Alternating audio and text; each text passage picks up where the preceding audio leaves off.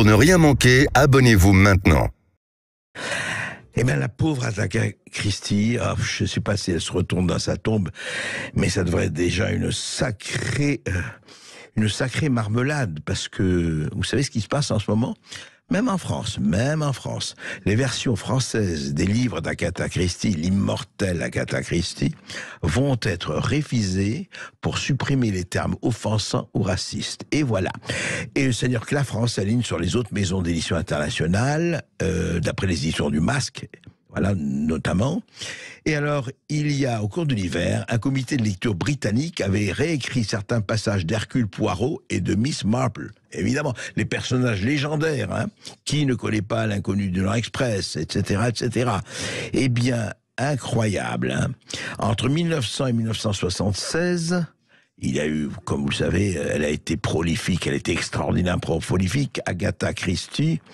Eh bien, c'est Agatha Christie Limited, la société qui gère l'œuvre de l'autrice. Voilà, elle a demandé elle-même les corrections. Évidemment, elle s'appelle Limited, ça veut bien dire qu'au niveau des neurones, c'est extrêmement limited. Voilà, alors tout le monde le fait, voilà, et donc le Masque aussi s'est aligné. Voilà, on a demandé, on modifie ou retire les descriptions de certains personnages étrangers, comme dans Mort sur le Nil, ou La mystérieuse affaire de Steele. Vous vous rappelez que, en 2020, Les 10 petits nègres, le roman policier Les 10 petits nègres, l'un des romans d'Agatha Christie les plus lus, les plus vendus au monde, des millions d'exemplaires, a été rebaptisé Ils étaient 10, et l'appellation péjorative, citée 74 fois dans la version originale, a été ôtée de la nouvelle édition. Voilà où on en est. Alors écoutez, on va pas s'arrêter en si bon chemin, nos censeurs, nos manipulateurs, nos bons auteurs avec les ciseaux d'Anastasie.